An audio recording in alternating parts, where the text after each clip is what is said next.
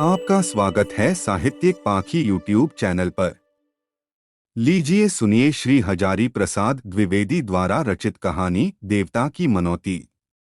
एक बार किसी राजा के यहाँ एक पुत्र हुआ। राजकुमार थोड़ी ही उम्र में नाना विद्याओं को सीखकर खूब पंडित हो गए। इस समय काशी के लोग पर्व के दिन खूब धूमधाम से देवी देवता की पूजा करते। उनकी पूजा की सामग्री फूल अक्षत तो थे ही, साथ ही बकरा, भेड़ा, सुअर, मुर्गा वगैरह को मारकर उनके रक्तमांस से भी वे लोग पूजा किया करते। राजकुमार के मन में ये हत्याएं देखकर बड़ी चोट लगती। उन्होंने सोचा, लोग देवता की पूजा करते समय बहुत जीवों की हत्या करते हैं, इससे धर्म का रास्ता छोड़कर अधर्म के रास्ते पर ही जा रहे हैं। मैं जब राजा हूंगा तो जैसे बनेगा इस प्रथा को उठा दूंगा। लेकिन यह बात इस ढंग से करनी होगी कि लोगों को कष्ट भी न हो और यह प्रथा भी उठ जाए। कुछ दिन बीत गए। राजकुमार एक दिन रथ पर चढ़कर नगर के बाहर घूमने गए। रास्ते में उन्होंने देखा, एक बड़े भारी बरगद के पेड़ के नीचे सैकड़ों आदमी जमा हुए हैं। उन लोगों की धारणा थी कि उस बरगद के पेड़ पर एक देवता का वास है।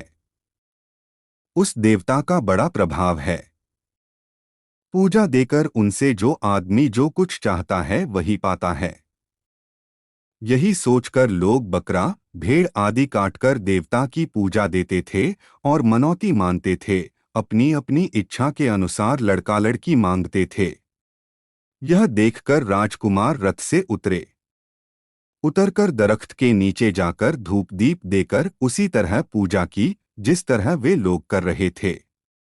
इसके बाद बरगद को प्रणाम और प्रदक्षिणा करके चले गए। इसके बाद प्रतिमास वहां आकर वे पूजा कर जाते। कुछ दिनों के बाद राजा की मृत्यु होने पर राजकुमार ही राजा हुए। राजगद्दी पर बैठकर यथाशक्ति धर्म के अनुसार राज्य करने लगे। लेकिन उनके मन से यह बात गई नहीं थी कि जीववध करके पूजा करने का रिवाज राज्य से हटा देना होगा।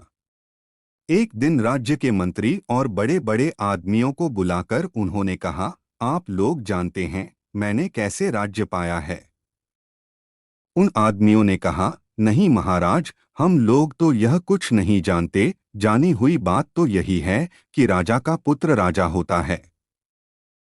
राजा ने कहा, हाँ, होता तो यही है, किंतु और भी एक कारण है।